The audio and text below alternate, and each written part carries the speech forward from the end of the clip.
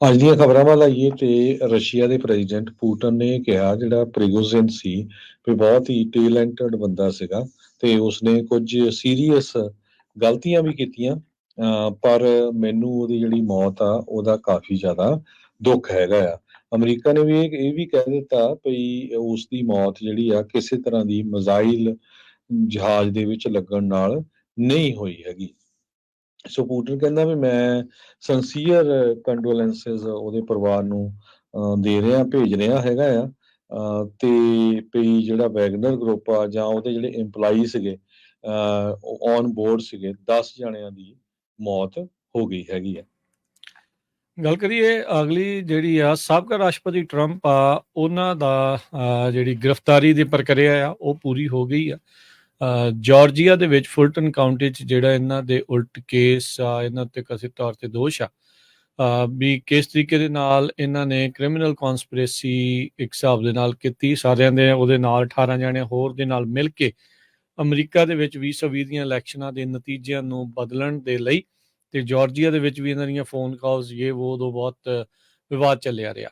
ਤੇ ਅੱਜ ਟਰੰਪ ਹੋਣਾ ਨੇ ਆਪਣੀ ਗ੍ਰਿਫਤਾਰੀ ਜਿਹੜੀ ਦਿੱਤੀ, ਪਹਿਲਾਂ ਆਤਮ ਸਮਰਪਣ ਕੀਤਾ, ਫਿਰ ਉਹਨਾਂ ਦਾ ਪ੍ਰੋਸੈਸ ਜਿਹੜਾ ਉਹ ਹੋਇਆ, ਮਗ ਸ਼ਾਟ ਜਿਹੜਾ ਉਹ ਲਿਆ ਗਿਆ, ਕੈਦੀ ਨੰਬਰ 20 ਜਿਹੜਾ ਆ ਉਹ ਇਹਨਾਂ ਨੂੰ ਅਲਾਟ ਕੀਤਾ ਗਿਆ ਤੇ ਫਿਰ ਇਵੈਂਚੁਅਲੀ $2 ਲੱਖ ਦੀ ਜਿਹੜੀ ਬੌਂਡ ਸੀਗਾ ਉਸ ਦੇ ਉੱਤੇ ਇਹਨਾਂ ਨੂੰ ਛੱਡ ਦਿੱਤਾ ਗਿਆ। P01135809 ਐਜ਼ ਏ ਇਨਮੇਟ ਨੰਬਰ ਇਹਨਾਂ ਦਾ ਬਣਿਆ ਆ।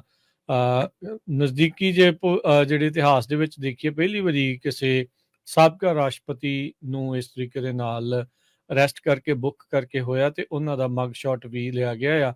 ਉੱਦਾਂ ਆਪਾਂ ਅਕਸਰ ਦੇਖਦੇ ਹਾਂ ਵੀ ਮਗ ਸ਼ਾਟ ਦੇ ਵਿੱਚ ਔਰੰਜ ਕਲਰ ਦੇ ਲੋਕਾਂ ਦੇ ਕੱਪੜੇ ਪਾਏ ਹੁੰਦੇ ਆ, ਪਰ ਟਰੰਪ ਹੁਣਾਂ ਨੇ ਜਿਹੜਾ ਆਪਣਾ ਰੈਗੂਲਰ ਜਿਹੜਾ ਸੂਟ ਆ ਉਹੀ ਪਾਇਆ ਹੋਇਆ ਸੀ ਤੇ ਕਹਿ ਸਕਦੇ ਵੀ ਗੁੱਸੇ ਦੇ ਵਿੱਚ ਦੇਖ ਰਹੇ ਸੀਗੇ।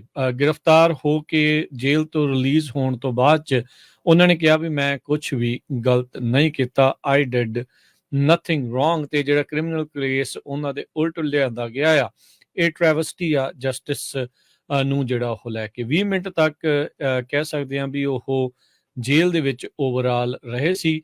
ਮੋਟਰਕੇਡ ਜਿਹੜਾ ਇਹਨਾਂ ਦਾ 에ਅਰਪੋਰਟ ਤੋਂ ਸਿੱਧਾ ਫੁਲਟਨ ਕਾਊਂਟੀ ਦੇ ਇਸ ਜੇਲ੍ਹ ਦੇ ਵਿੱਚ ਆਇਆ, ਜਿੱਥੇ ਬੁਕਿੰਗ ਦੀ ਪ੍ਰੋਸੈਸ ਪੂਰਾ 20 ਮਿੰਟ ਦੇ ਲਈ ਜਿਹੜੀ ਉਹ ਰਹੀ ਤੇ ਉਸੇ ਦੌਰਾਨ ਹੀ ਮਗ ਸ਼ਾਟ ਲਿਆ ਗਿਆ ਸੀਗਾ ਤੇ $2 ਲੱਖ ਦੇ ਮੇਨ ਬਾਉਂਡ ਦੇ ਉੱਤੇ ਜਿਹੜਾ ਇਹਨਾਂ ਨੂੰ ਤੇ ਹੋਰ ਜਿਹੜੀਆਂ ਰਿਲੀਜ਼ ਕੰਡੀਸ਼ਨ ਦੇ ਉੱਤੇ ਛੱਡ ਦਿੱਤਾ ਗਿਆ। ਇੱਕ ਰਿਲੀਜ਼ ਕੰਡੀਸ਼ਨ ਇਹਦੇ ਵਿੱਚ ਇਹ ਵੀ ਸੀ ਵੀ ਸੋਸ਼ਲ ਮੀਡੀਆ ਦਾ ਇਸਤੇਮਾਲ ਨਹੀਂ ਕਰਨਗੇ, ਆਪਣੇ ਜਿਹੜੇ ਸਾਥੀਆਂ ਨੂੰ ਤੇ ਜਿਹੜੇ ਵਿਟਨੈਸਿਸ ਆ ਕੋਈ ਵੀ ਇਸ ਕੇਸ ਦੇ ਵਿੱਚ ਉਹਨਾਂ ਨੂੰ ਡਰਾਉਣ ਧਮਕਾਉਣ ਦੇ ਲਈ। ਸੋ ਹੁਣ ਅੱਗੇ ਕੀ ਬਣਦਾ, ਕਿਵੇਂ ਹੋਊਗਾ, ਇਹ ਅੱਗੇ ਦੇਖਣ ਵਾਲੀ ਗੱਲ ਰਹੂਗੀ। ਉੱਦਾਂ ਇਹਨਾਂ ਨੂੰ ਸ਼ੁੱਕਰਵਾਰ ਤੱਕ ਦਾ ਸਮਾਂ ਦਿੱਤਾ ਗਿਆ ਸੀਗਾ ਆਤਮ ਸਮਰਪਣ ਕਰਨ ਦੇ ਲਈ, ਪਰ ਅੱਜ ਜਿਹੜਾ ਹੈ ਇਹ ਹੁਣ ਦੇਖੋ ਦੋਨੋਂ ਹੀ ਤਰਫੋਂ ਇਹ ਜਿਹੜੀ ਤਸਵੀਰ ਹੋ ਗਈ ਜਾਂ ਇਹ ਕੈਦੀ ਨੰਬਰ ਹੋਇਆ, ਇਹ ਸਾਰਾ ਕੁਝ ਹੁਣ ਕਾਫੀ ਜਿਹੜਾ ਆ ਸਿਆਸਤ ਦੇ ਲਈ ਆਪਣੇ ਕਹਿ ਲਓ ਵੀ ਹਰ ਇੱਕ ਨੇ ਆਪੋ ਆਪਣੇ ਤਰੀਕੇ ਦੇ ਨਾਲ ਇਸ ਨੂੰ ਵਰਤਣ ਦੀ ਕੋਸ਼ਿਸ਼ ਕਰਨੀ ਆ।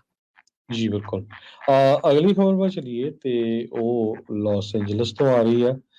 ਲਾਸ ਐਂਜਲਸ ਦੇ ਵਿੱਚ ਕੱਲ ਇੱਕ ਮਾਸ ਸ਼ੂਟਿੰਗ ਹੋਈ ਆ ਔਰੇਂਜ ਕਾਉਂਟੀ ਦੇ ਵਿੱਚ।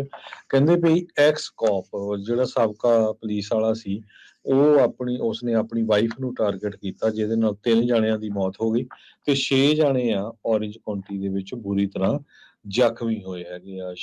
ਸ਼ੈਰਿਫ ਜੋ ਡੌਨ ਵਾਰਨਸ ਆ, ਉਹਨਾਂ ਨੇ ਇਹ ਦੱਸਿਆ ਵੀ ਇਹ ਸਾਰਾ ਕੁਝ ਕੱਲ 7 ਵਜੇ ਐਗਜ਼ੈਕਟਲੀ ਸ਼ਾਮ ਨੂੰ ਵਾਪਰਿਆ ਤੇ ਹਜੇ ਤੱਕ ਡਿਟੇਲ ਨਹੀਂ ਪਤਾ ਲੱਗ ਸਕੀ ਵੀ ਕਿਉਂ ਇਸ ਬੰਦੇ ਨੇ ਆਪਣੀ ਵਾਈਫ ਨੂੰ ਤੇ ਉਹਦੇ ਹੋਰ ਵੀ ਜਿਹੜੇ ਸਾਥੀ ਸੀ ਉਹਨਾਂ ਨੂੰ ਗੋਲੀਆਂ ਨਾਲ ਮਾਰ ਮੁਕਾਇਆ। ਜੀ, ਇਹ ਰਿਟਾਇਰਡ ਪੁਲਿਸ ਸਰਜੈਂਟ ਸੀਗਾ, ਪੁਲਿਸ ਵਾਲਾ ਸੀਗਾ ਸਾਬਕਾ, ਇਹ ਜਿਸਨੇ ਸਦਰਨ ਕੈਲੀਫੋਰਨੀਆ ਦੇ ਇੱਕ ਬਾਈਕਰ ਬਾਰ, ਜਿੱਥੇ ਅਕਸਰ ਕਹਿ ਸਕਦੇ ਹਾਂ ਵੀ ਮੋਟਰਸਾਈਕਲ ਚਲਾਉਣ ਵਾਲੇ ਆ ਉਹ ਜੁੜ ਬੈਠਦੇ ਸੀਗੇ, ਉੱਥੇ ਜਾ ਕੇ ਇਹ ਗੋਲੀਆਂ ਚਲਾ ਦਿੱਤੀਆਂ। ਸੋ ਆਪਣੀ ਘਰ ਵਾਲੀ ਤੇ ਨਾਲ ਜਿਹੜਾ ਉਹਦੇ ਰੋਟੀ ਖਾਣ ਦੇ ਲਈ ਆਇਆ ਸੀ ਤੇ ਉਸ ਤੋਂ ਇਲਾਵਾ ਜਿਹੜਾ ਬੰਦੇ ਨੇ ਉਸ ਨੂੰ ਅਪਰੋਚ ਕਰਨ ਦੀ ਕੋਸ਼ਿਸ਼ ਕੀਤੀ ਉਹਨੂੰ ਵੀ ਇਸਨੇ ਗੋਲੀਆਂ ਦੇ ਨਾਲ ਭੁੰਨ ਦਿੱਤਾ ਤੇ 6 ਜਣਿਆਂ ਨੂੰ ਹੋਰ ਜ਼ਖਮੀ ਜਿਹੜਾ ਉਹ ਕੀਤਾ। ਕਹਿੰਦੇ ਵੀ ਉਸ ਮੌਕੇ ਲਾਈਵ ਬੈਂਡ ਗਾ ਰਿਹਾ ਸੀਗਾ ਤੇ ਇੱਥੇ ਜਿਹੜੀ ਪਪੂਲਰ ਵੀਕਲੀ ਜਿਹੜੀ ਉਹ ਨਾਈਟ ਚੱਲ ਰਹੀ ਸੀ। ਜਿੱਦਾਂ ਹੀ ਗੋਲੀ ਕਾਂਡ ਹੋਇਆ, ਲੋਕ ਇੱਧਰ ਉੱਧਰ ਜਿਹੜੇ ਉਹ ਭੱਜਣੇ ਸ਼ੁਰੂ ਹੋ ਗਏ। ਸੋ ਹੁਣ ਇਸ ਦੇ ਬਾਰੇ ਜਿਹੜਾ ਹੁਣ ਪਤਾ ਲੱਗੂਗਾ। 59 ਸਾਲਾ ਸਨੋਲਿੰਗ ਸੀਗਾ ਇਸ ਦਾ ਨਾਮ।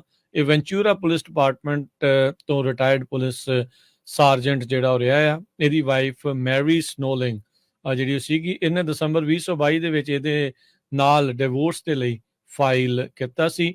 ਅਜੇ ਇਹ ਕੇਸ ਚੱਲ ਰਿਹਾ ਸੀਗਾ ਤੇ ਉਸ ਤੋਂ ਬਾਅਦ ਉਸ ਦੇ ਦਰਮਿਆਨ ਹੀ ਇਸ ਨੇ ਜਿਹੜੀ ਆ ਉਹ ਗੋਲੀ ਕਾਂਡ ਨੂੰ ਅੰਜਾਮ ਦਿੱਤਾ। 3 ਦਹਾਕੇ ਵਿਆਹੇ ਰਹੇ ਸੀਗੇ, 2 ਇਹਨਾਂ ਦੇ ਵੱਡੇ ਨਿਆਣੇ ਵੀ ਸੀਗੇ ਤੇ ਫਿਰ ਇਹ ਸਾਰਾ ਕੁਛ ਇਹ ਵਾਪਰਿਆ ਹੈਗਾ ਆ। ਸੋ ਹੁਣ ਲੱਗਦਾ ਇਹੀ ਰਿਹਾ ਵੀ ਆਪਸੀ ਮਤਭੇਦ ਹੀ ਸੀਗੇ ਜਿਹੜਾ ਇਵੈਂਚੁਅਲੀ ਇਸ ਮਾਸ ਸ਼ੂਟਿੰਗ ਦੇ ਵਿੱਚ ਜਾ ਬਦਲੇ।